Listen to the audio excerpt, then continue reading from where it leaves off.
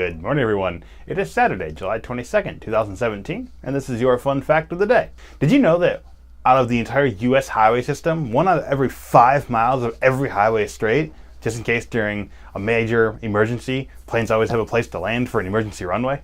That's actually bunk. You've probably heard that before, but it's actually not true. Richard Weingroff is a specialist with the Federal Highway Office's Administration of Infrastructure and the FHA's unofficial historian. And he says the closest this ever came to becoming a reality was back in 1944, when Congress briefly considered the idea of funding emergency landing strips near highways through the Federal Highway Aid Act.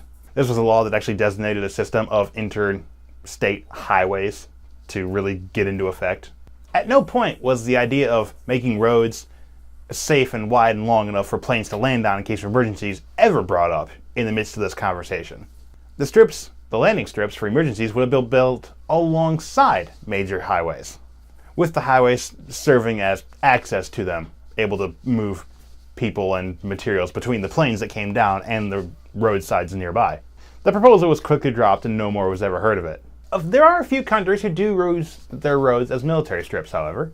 Some part of this claim also comes from the Federal Aid Highway Act of 1956. This piece of legislation committed to building what would become the 42,800-mile Eisenhower Interstate Highway System, which makes it the logical item to cite concerning such regulations about how the interstate highway system was to be laid out.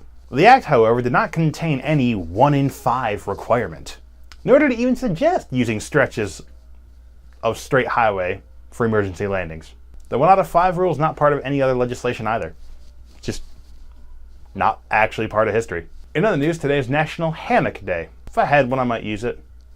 Probably be a good day to lay around in the shade in. And National Day of the Cowboy Day. What about the Cowboy Day of the Cowboy Day? Or the Day Cowboy of the Cowboy Day? Yeehaw! Hope you've enjoyed this fun fact of the day. See you tomorrow.